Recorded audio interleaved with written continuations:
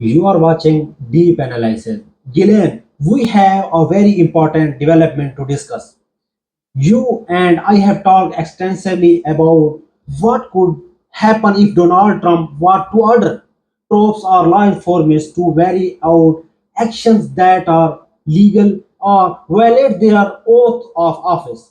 Well, it now appears we are facing the first real instance where that hypothetical is becoming a reality.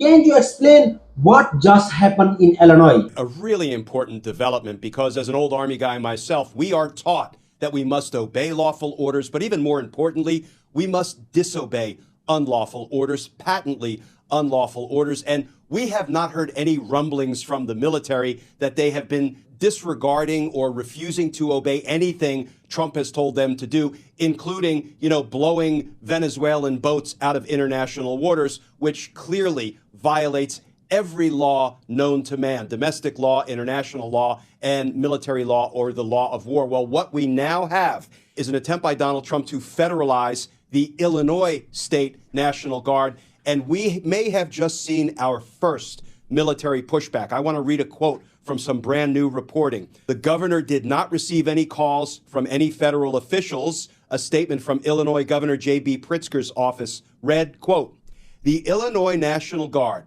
communicated to the Department of War, that's the Department of Defense, that the situation in Illinois does not require the use of the military, and as a result, the governor opposes the deployment of the National Guard under any status," close quote. That's huge. I'm not going to say this is a turning point, although we'll see how history records it. But, remember when he unlawfully federalized the California National Guard and he refused to go through Governor Newsom's office as the law requires him to do? What happened? Well, the California National Guard was federalized and deployed to the streets of Los Angeles. It looks like Illinois is taking another approach. They're saying, no, the situation doesn't warrant it. You did not go through the governor's office as the law requires, and there is no factual basis to federalize the Illinois State National Guard. So as of right now, and these are rapidly developing facts and circumstances, as of right now, it looks like we have our first significant military pushback, and we'll see, what happens moving forward. Gillian, what actually happens in practical terms?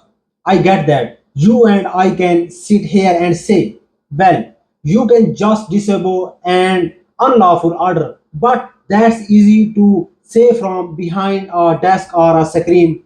In reality, when someone is faced with in an illegal or unconstitutional order from a superior, it's got to be a lot harder to just say no than when we sometimes make it sound. So how does that really play out when someone in chain of command is given an unlawful order? What are they supposed to do? I am guessing it's not as simple as just refusing. So what actually happened in those situations? So, first of all, I was an Army JAG, and part of my responsibilities included not only prosecuting court martial cases when soldiers would violate the law, whether they were military offenses or civilian type offenses, murder, rape, theft, those are civilian type offenses, and disobeying a lawful order, going AWOL, absent without leave. There were sort of uniquely military offenses too. But the other thing I did was I gave commanders advice on, for example, what orders are lawful and what orders are not lawful. And now to answer your question, it's not easy. It's not easy for a military member who is trained to obey the commands, the orders given by their superiors. It's not easy for them to say, Captain, Major, Colonel, General, I cannot comply with that order because it's not lawful. But here's the thing. Nobody said military service was easy. Nobody said it was going to be easy to support and defend the Constitution against all enemies, foreign and especially domestic. But nothing is more important than that oath every single member of the military takes. So whereas it might be hard, nothing, especially at this moment in our nation's history, nothing could be more important than service members obeying the laws and standing up in the event there is an unlawful order given. No, I want to turn to what's happening in Chicago because we have already seen similar situation play out. For example, when Trump deployed troops to Los Angeles, a judge shut it down because the development failed to meet any of the three requested legal threshold. There was no insurrection or rebellion, no invasion, or no failure because local authorities to enforce the law.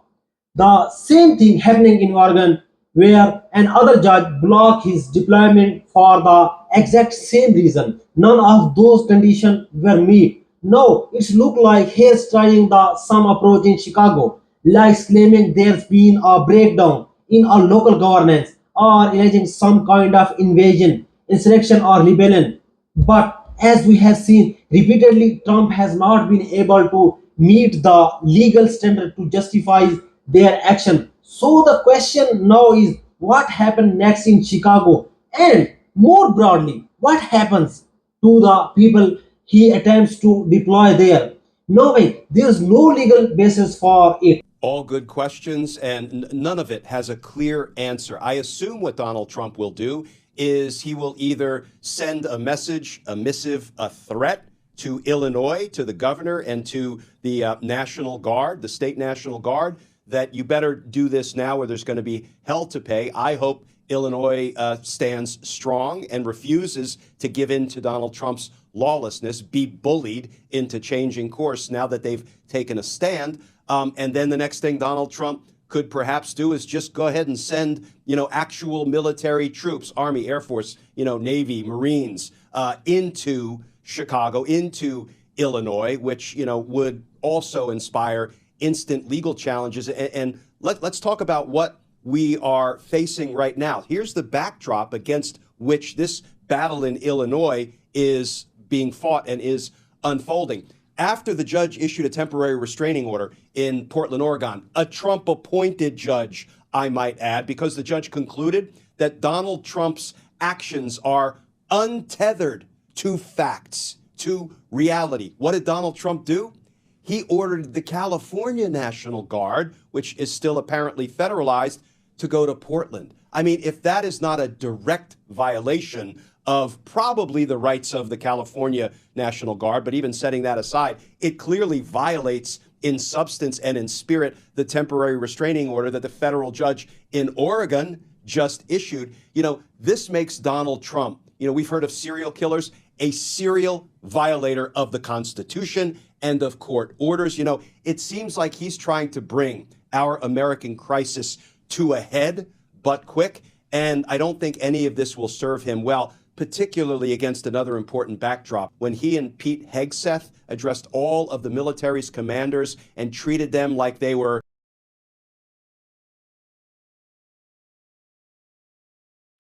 middle school students who knew nothing about military service, who knew nothing about the oath that they take of loyalty to the Constitution, not to a tyrant, a dictator, or an autocrat. I actually think that may have galvanized the military against Donald Trump's lawlessness because it was on full display that Donald Trump is completely unfit to be commander-in-chief of the armed forces when he tells the military leadership things like, I want you to use American cities as military training grounds. What does that mean? The military trains to fight and win wars and kill the enemy in the process. And Donald Trump told those military commanders, that's what I want you to do in American cities. And he added that the American people are the enemy from within. It doesn't surprise me that right after that horrific address to the troops, we now have for the first time some military faction, the Illinois State National Guard, standing up, pushing back, and apparently telling Donald Trump and his Secretary of Defense, no. Well, look, this is not out of character for Trump. We heard from his former Secretary of Defense, Mark Esper, that during his first term, Trump actually suggested shooting protesters in the leg. People who were simply exercising their First Amendment rights. So, what we are seeing now feels like a natural progression for someone who sees himself as a wartime president. The troubling part is in Trump's view, the enemy is not a foreign adversary, it's American. It's surreal, almost like something out of through the losing glass. This is obviously a story that's still unfolding.